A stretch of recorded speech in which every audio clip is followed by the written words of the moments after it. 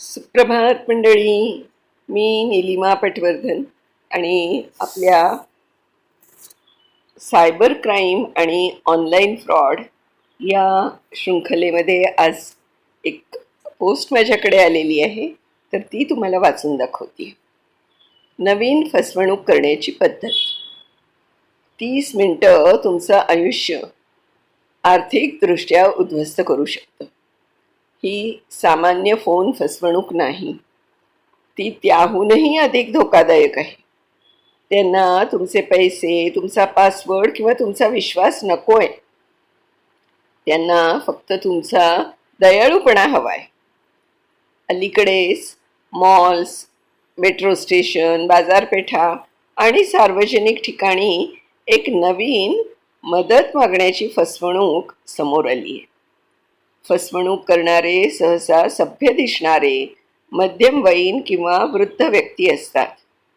ते म्हणू शकतात की त्यांना त्यांचा फोन कसा वापरायचा हे माहीत नाही.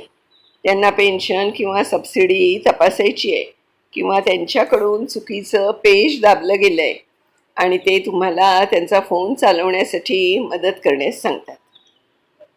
धोकादायक भाग काय आहे बघा. जेव्हा तुम्ही फोन हातात घेता तेव्हा तो अनेकदा आधीच चालू असतो. त्यावर व्हिडिओ कॉल सुरू असतो किंवा स्क्रीन रेकॉर्डिंग आणि चेहरा ओळखण्याची परवानगी सक्षम केलेली असते. दुसऱ्या बाजूला कोणीतरी तुमच्यावर लक्ष ठेवून असतं. तुम्हाला वाटतं की तुम्ही मदत करत आहात, पण तुमचा बायोमेट्रिक डेटा गोळा केला जात असतो. ही सामान्य फसवणूक नाही, ही AI बायोमेट्रिक ओळख फसवणूक आहे. त्यांना तुमचे पैसे नको आहेत, त्यांना तुम्ही हवे आहात. जर तुम्ही फोनला स्पर्श केला, फिंगरप्रिंट, नंबर किंवा व्हेरिफिकेशन कोड वाचले, म्हणजे आवाज, किंवा बोलताना किंवा फोन वापरताना स्क्रीनकडे पाहिलं, म्हणजे चेहऱ्याची हालचाल, तर तुमची 3 मुख्य बायोमेट्रिक ओळख, म्हणजे बायोमेट्रिक ओळख, फिंगरप्रिंट, आवाज आणि चेहरा, चोरीला जाऊ शकतं. आधुनिक AI तुमच्या जवळपास हुबेहूब डिजिटल क्लोन तयार करू शकतं. पुढे जे घडतं ते भयानक आहे.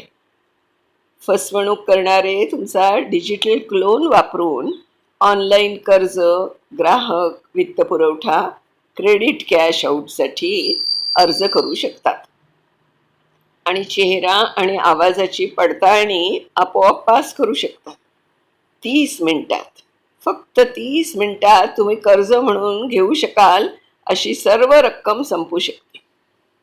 जेव्हा तुम्हाला बँकेच्या कडून सूचना मिळतात तेव्हा तुमच्या लक्षात येतं की तुमचे पैसे गायब झाले नाहीत, तर तुम्ही कर्जात बुडालेले आहात, कदाचित लाखो किंवा कोट्यावधी रुपयांच्या. म्हणून हे 3 नियम लक्षात ठेवा. अनोळखी लोकांना त्यांचा फोन चालवण्यासाठी कधीही मदत करू नका. स्पर्श करू नका, क्लिक करू नका, पाहू नका किंवा काहीही मोठ्याने वाचू नका. जरी ते म्हणाले की फक्त एक क्लिक. अनोळखी व्हिडिओ कॉल, ताबडतोब कॉल कट करा.